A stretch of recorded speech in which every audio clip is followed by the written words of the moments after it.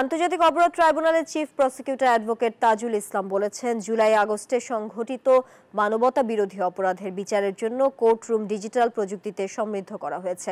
মঙ্গলবার সামাজিক যোগাযোগ মাধ্যম ফেসবুকে এক স্ট্যাটাসে একথা জানান তিনি। স্ট্যাটাসে তাজুল ইসলাম লেখেন, বিচারিক ট্রায়ালের যে কোনো পর্ব আদালতের অনুমতিক্রমে সরাসরি কিংবা রেকর্ডকৃত পদ্ধতিতে গণমাধ্যমে কিংবা সামাজিক মাধ্যমে তা প্রচার হতে পারবে।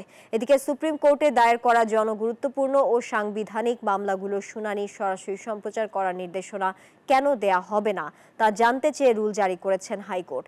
বিচারপতি হাবিবুল গনি ও বিচারপতি সৈয়দ মোহাম্মদ তাজরুল হোসেনের হাইকোর্ট বেঞ্চ এই রুল জারি করেন। আদালতের রিটের পক্ষে শুনানি করেন অ্যাডভোকেট মোহাম্মদ শিশির মনির। যদি আইনজীবী বিচারক জানতে পারত যে তিনি কি কথা বলছেন, কি রেফারেন্স দিচ্ছেন, কি বক্তব্য উপস্থাপন করছেন, কিভাবে আর্গুমেন্ট করছেন, কিভাবে পেজ দেখাচ্ছেন, কিভাবে আদালতকে কনভিন্স করার চেষ্টা করছেন, তাহলে আমার মতে আইনজীবী এবং বিচারক সকলেই কথাবার্তা বলার ক্ষেত্রে অনেক সতর্কতা এবং শিক্ষা দীক্ষায় আরও অনেক বেশি সচেতনতা অর্জন করতেন, আর্গুমেন্টেটিভ হতেন এবং রেফারেন্স সঠিকভাবে ব্যবহার করতেন। আইনজীবীরা আমরা আপিল বিভাগে কোথায় কি কথা বলছি, মক্কেলের পক্ষে জনসাধারণের পক্ষে সব দেখা সম্ভব হয় না, কিন্তু যদি দেখার সুযোগ হতো তাহলে আমরা অনেক সতর্ক হতে পারতাম। এটি সকলের জন্য প্রয়োজন।